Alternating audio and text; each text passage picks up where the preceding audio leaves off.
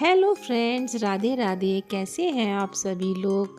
आशा करती हूँ आप सभी लोग बहुत अच्छे होंगे। मैं भी बहुत अच्छी हूँ। स्वागत करती हूँ सपना उत्तराखंड से। और हमेशा की तरह आज भी हम चल दिए हैं हरिद्वार की यात्रा पर और गंगा मैया के पावन चरणों में जाके नमन करते हैं। दोस्तों, आज मैं आपको सुनाती हूँ गंगा मैया के पावन अवतरण की एक पौराणिक कथा। तो चलिए दोस्तों, शुरू करते हैं एक नए ब्लॉग को।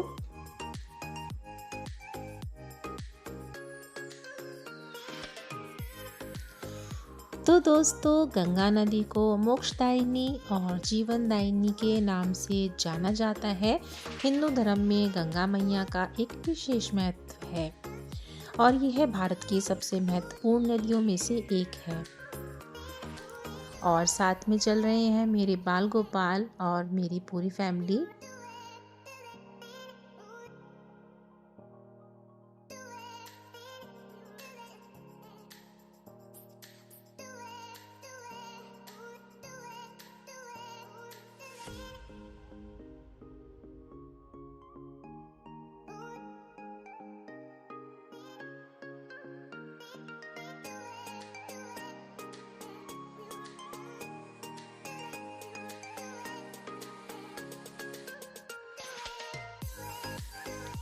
दोस्तों, गंगा नदी का उद्गम हिमालय की गोद से बसे गढ़वाल के गोमुख स्थान के गंगोत्री ग्लेशियर से होता है।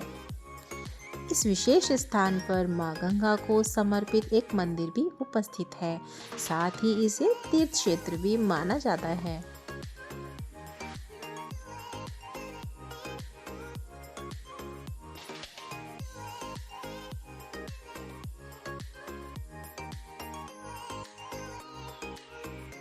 Hello friends, Radhe Radhe. कैसे हैं आप सभी लोग?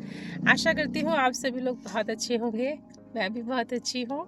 स्वागत करती हूँ सपना देवभूमि उत्तराखंड से। और आज हम जा रहे हैं हरिद्वार।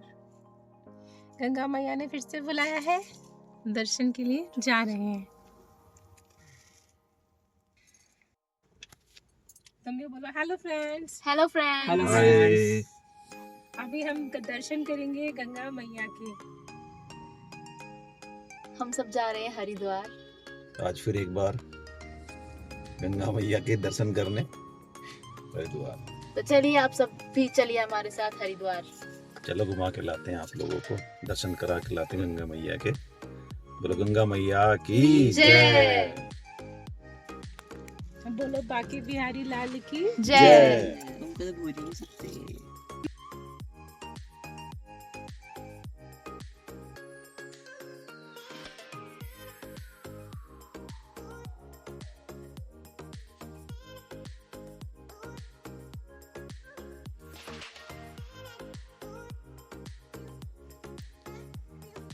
तो दोस्तों, देहरादून से हरिद्वार जाने के लिए सबसे तेज़ रास्ता है NH-34 और अंबाला हरिद्वार रोड से होकर जाता है, जिसमें लगभग 54 किलोमीटर की दूरी तय करने में 1 से 2 घंटे लगते हैं। और हम लोग चल दिए हैं बाय कार और हमको भी लगभग 2 घंटे का समय लगेगा।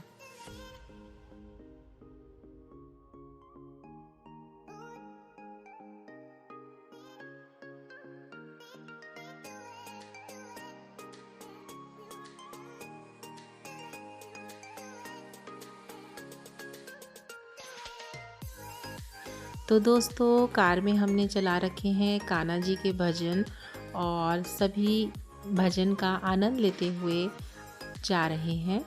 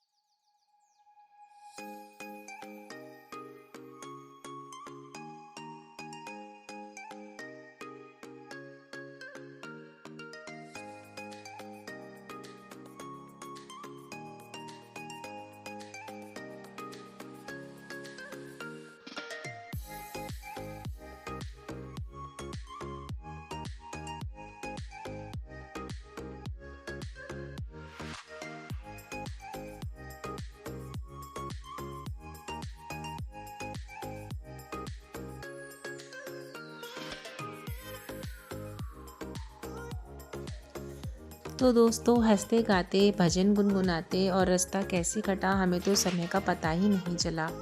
और आ चुके हैं हम अपनी पावन नगरी हरिद्वार में और बच्चे तो बहुत ही खुश हो गए हैं। साथ में यहाँ पे ये मार्केट लगनी शुरू हो जाती है जिसका व्यू कुछ इस तरह से है। तो दोस्तों शाम के लगभग 4 बज रहे हैं और हम लोग पहुँच गए हैं अपनी फेवरेट जगह हरिद्वार में और बच्चे तो बहुत ही खुश हो गए हैं। शाम के समय से ही बाज़ार और मार्केट यहाँ पे लगनी शुरू हो जाती है। बहुत सुंदर यहाँ पर कान्हा जी के वस्त्र मिलते हैं और हर तरीके का यहाँ पे मार्केट लगता है। बच्चों के लिए कपड़े, बड़ों के लिए कपड़े, साड़ी, सूट, शॉल और कंबल सभी चीज़ें मिलती हैं। और इस मार्केट में दोस्तों ये मालाएं, पानी भर के ले जाने के लिए ये कैन और प्रसाद और बहुत अच्छी अच्छी अंगूठियाँ और सभी प्रकार के यहाँ पे चीज़ें मिलती हैं।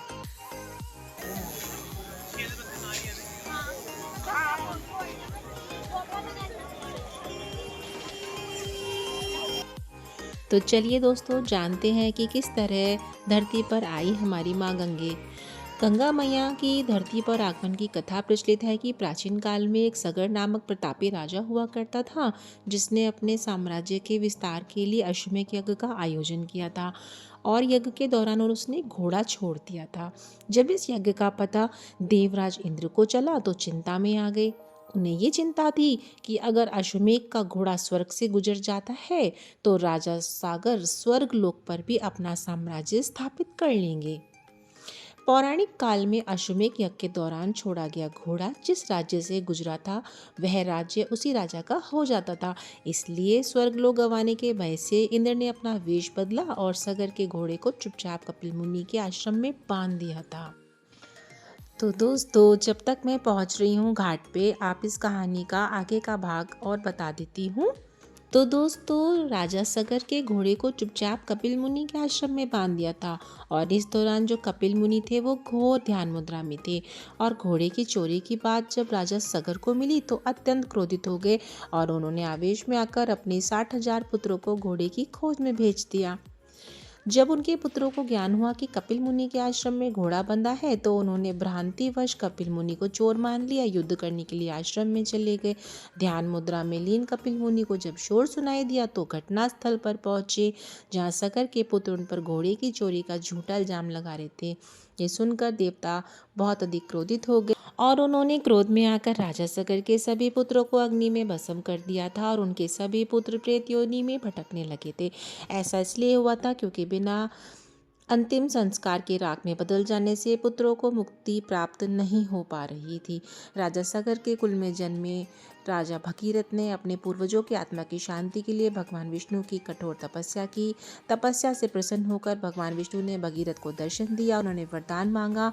भगीरथ ने पूर्वजों की आत्मा की शांति के लिए माँ गंगा को धरती पर लाने की प्रार्थना की और माँ गंगा मृत्युलोक में आने के लिए तैयार ही नहीं थी। तब उन्होंने एक युक्ति सोची। वह अति तीव्र वेग से उतरेंगी और रास्ते में आने वाले सभी चीज़ों को बहा देंगी।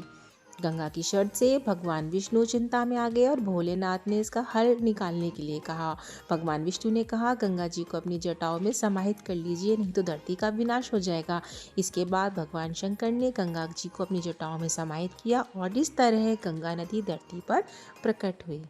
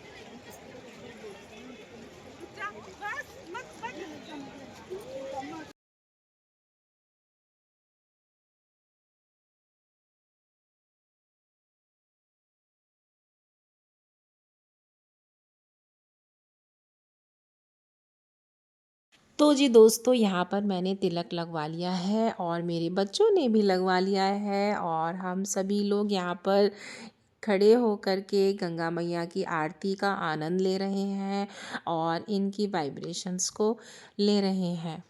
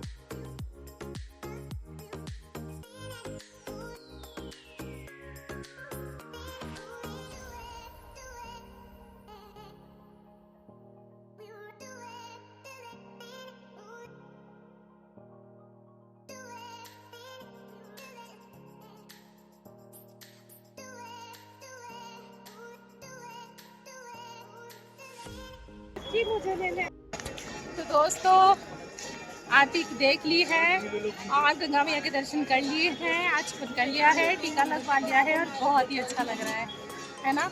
बहुत अच्छा हाँ, लग रहा है। एकदम मन अच्छा हो गया और बहुत ही ज्यादा अच्छा लग रहा है यहाँ पे। अरे वापस चले गए। जो अगर मन बेचैन भी हो तो अच्छा हो जाएगा। गंगे मैया की जय। कैसा लग रहा है? बहुत अच्छा। बढ़िया जी, बढ़िया लग रहा है ना? कितनी अच्छी वाइब्स आ रही हैं, पॉजिटिव बिल्कुल। अच्छा, गंगे मैया भी ना बहुत जल्दी जल्दी बुला लेती है हम लोगों को। ये भी एक कृपा होती है दोस्तों, ये एक कृपा होती है।